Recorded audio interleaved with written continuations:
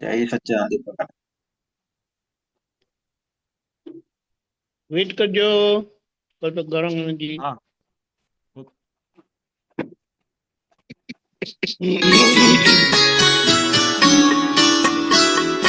વ્યવસ્થિતિ વિસર્જનનો હું તો છું જ્ઞાતા દ્રષ્ટા. રાગી ઉપયોગી જુએ એક પૂદગલમાં આત્મા. એક જ સિક્કાની બે બાજુ, રાત દિવસના ભાગલા.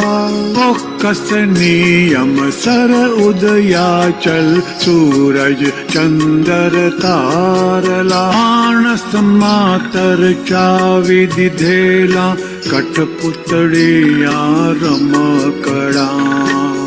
જન્મોના કારણનું ફળ, કાર્ય ઉકલતા ભમરડા. ભૂખ લાગે છે એ અનુભવીએ, સંગની જીવને અનુભવ ગમ્ય. શબ્દોથી નથી સમજાવાતું, કેવળ જ્ઞાન સ્વરૂપાગમ્ય. સંયોગી વિચારથી જુદા, લફરા છૂટા અસંયોગી. હું છું કેવળ આત્મા પોતે, વીણવાદળિયો સ્વરૂપ યોગી. જીવતા મંદિરોને પૂજે, એવા ભારત કર દાદા. આત્મ સ્વરૂપે હરતા ફરતા, અચળ સચર હો મહાત્મા. ચંદુ નામે ચરતો દેહ, આરોપેલો વિકલ્પી. જળ મૂળથી ભ્રાંતિ નિવેડો, વંદન દાદા વિજ્ઞાની.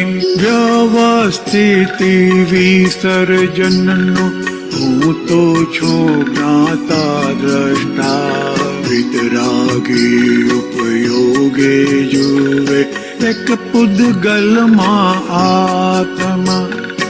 એક પૂદગલમાં આત્મા. એક પૂદગલમાં આત્મા. જય સચ્ચિદાનંદ,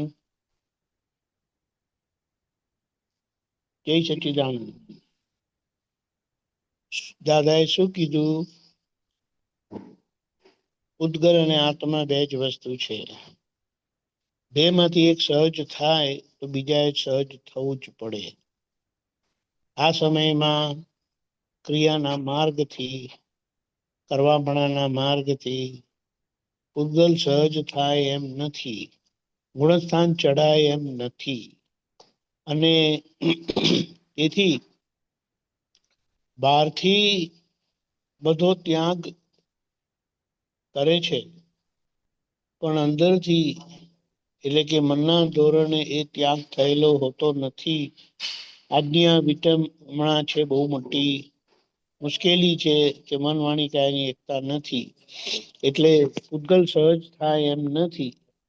એટલે દાદા એ કૃપાથી એમની અક્રમ સિદ્ધિ વાપરીને એમણે આત્માને સહજ કરી આપ્યો. એટલે પોતાને સહજ કરી દીધા. અને હવે એમ કે તમે સહજ થયા છો, તો હવે આ પૂતગલને સહજ કરો. અને એના માટે પણ એમણે આજ્ઞા આપી. એટલે આના પરથી આપણો આખો માર્ગ દાદાએ એટલો સહેલો કરી આપ્યો છે કે જેની આપણે કલ્પના કરી શકીએ એમ નથી. હવે એની માટે આ પૂતગલને સહજ કરવા માટેની જે ચાવીઓ છે, તે બધી આ પદની કડીઓમાં બહુ સરસ રીતે આપી છે કે પૂતગલમાં આપણો દખલ આપણો હસ્તક્ષેપ ટોટલી બંધ થઈ જાય. અને બંધ થયું ત્યારથી જ એ રિપેર થવા માંડે. કારણ કે રિપેર થવા માટે જ વિસર્જિત થાય છે, અને એ કુદરત એને વિસર્જન કરે છે.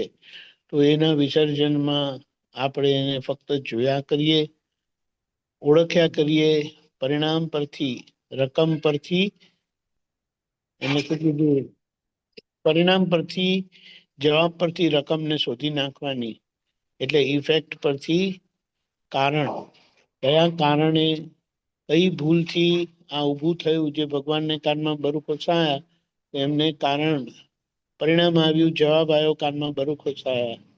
અને એમને દેખાઈ ગયું કે આટલા બહુ પેલા ભૂલ થયેલી, કારણ દેખાઈ ગયું, એટલે પછી ત્યાં કારણ કાર્યનો સંબંધ જડી જાય, જવાબ જડી જાય, સમીકરણ જડી જાય, તો બધા વિકલ્પો બંધ થઈ જાય. બધા જ વિકલ્પો બંધ થઈ જાય, પ્રશ્નો બંધ થઈ જાય અને જવાબ આવી જાય. પછી કઈ હસ્તક્ષેપ કરવાનું રહેતું જ નથી. પોતે પોતા સ્વરૂપે, જોવા સ્વરૂપે જે દાદાએ પ્રસ્થાપિત કર્યા છે તેમાં સ્થિર રહીને પગથિયા ચડે.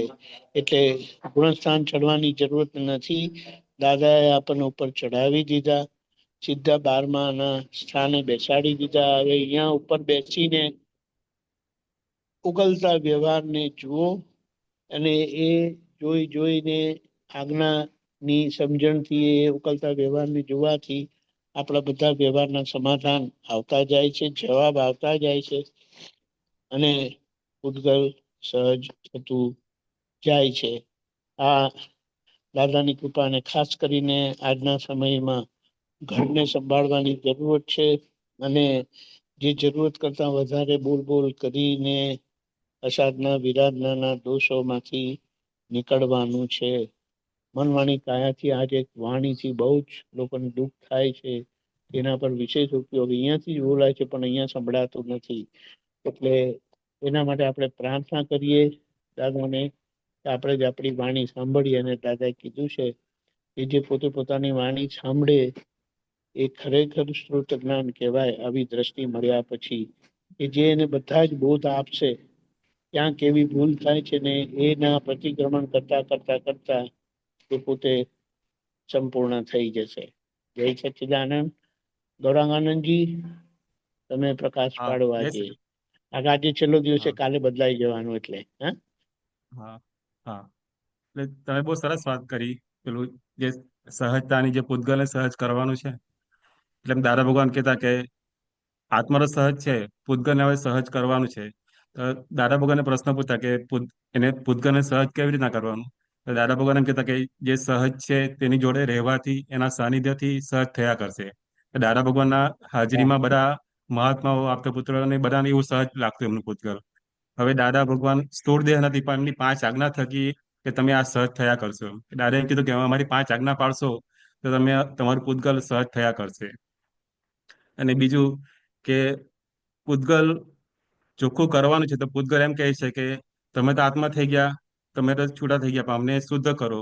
તમને શુદ્ધ કરવા માટે તમે અમને જોયા કરો. અમારું જે પૂતગલ છે એનો જે ડિસ્ચાર્જ નીકળતો જે વ્યવહાર છે તેમાં તમે દખલ નહીં કરો. એ જે નીકળતું છે તેને તમે જોયા કરો. દખલ કરશો તો પાછું આપણી નોર્મલ આપણી ચંચળતા આવી જાય ને, આપણે નોર્મલી આપણું પૂતગલ પાછલું ભરી લાવે, આપણે અંદર વચ્ચે દખલ કલાકે જે ડિસ્ચાર્જ થતો હોય તેમાં.